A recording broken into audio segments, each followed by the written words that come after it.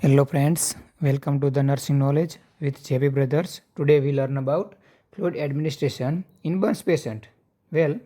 जब कोई patient Burns के साथ हमारे पास आता है तो फर्स्ट ऑफ ऑल हम उसका बर्न्स परसेंटेज चेक करेंगे. बर्न्स परसेंटेज हम रूल ऑफ 9 की मदद से देखेंगे.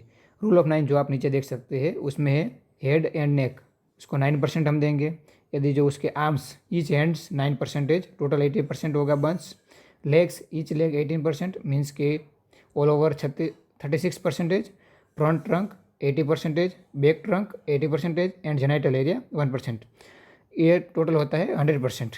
ठीक है, ऐसे हम उसका बर्न्स परसेंटेज चेक करेंगे. उसके बाद हम पार्कलैंड फार्मूला यूज़ करेंगे जिसमें हम पेशेंट को कितना फ्लूइड दे सकते हैं, क्योंकि यदि जो पेशेंट को फ्लूइड एडमिशन नहीं किया गया तो वो सीवियर डिहाइड्रेशन में चला जाएगा.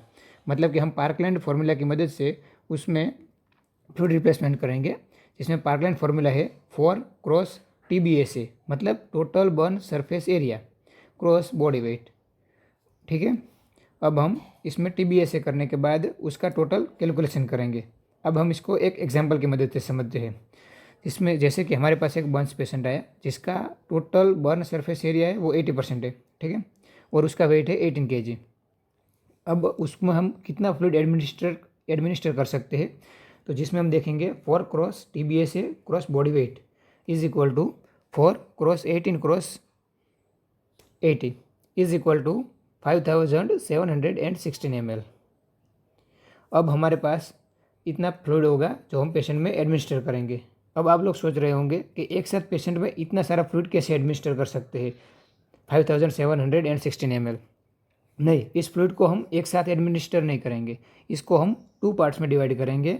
इसमें हम पहले 8 आवर लेके ले देंगे आधा फ्लूइड, और आधा फ्लूइड 16 आवर्स के बाद देंगे. मतलब कि इसको फ्लूइड को हम टोटल 24 आवर्स में देंगे, जिसमें हम पहला देंगे 8 आवरली और दूसरे देंगे 16 आवरली. इसलिए इसको 2 पार्ट में डिवाइड करेंगे. मतलब कि इसको 2 पार्ट में डिवाइड करेंगे तो अब टोटल फ्लूइड हो जाएगा 2880 ml 8 आवरली, एंड बाकी की जो बचा हुआ 2880 ml हम 16 आवर्स में देंगे.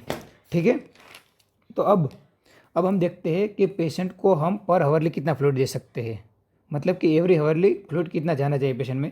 तो उसको हम देखेंगे total ml order by total hours order is equal to ml per hours.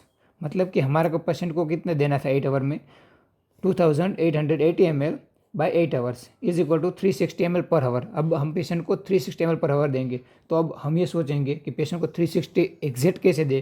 तो उसके लिए हम क्या करेंगे, हम ड्रॉप फैक्टर का कैलकुलेशन करेंगे. अब उसमें क्या होता है ड्रॉप फैक्टर हम नीचे मुजब जो है उससे कैलकुलेट कर सकते हैं. जिसमें मैक्रो ड्रिप को यदि जो है आपके पास IV लाइन, तो उसमें 20 ड्रॉप पर GTT होगा. और यदि जो मैक्रो ड्रिप है जो पीडियाट्रिक में हम यूज़ करते हैं उसमें 60 ड्रॉप पर GTT पर मिनट होगा. तो अब उसके हिसाब से देखेंगे तो is equal to total volume ml में लेंगे cross drop factors by total time in minutes में लेंगे.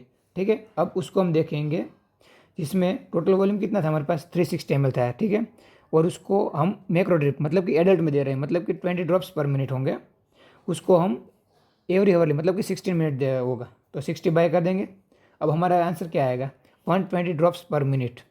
मतलब कि हम पेशेंट में 120 ड्रॉप्स पर मिनट एडमिनिस्टर करेंगे. ठीक है, अब आप लोगों को संपूर्ण माहिती पता चल गया होगा कि जब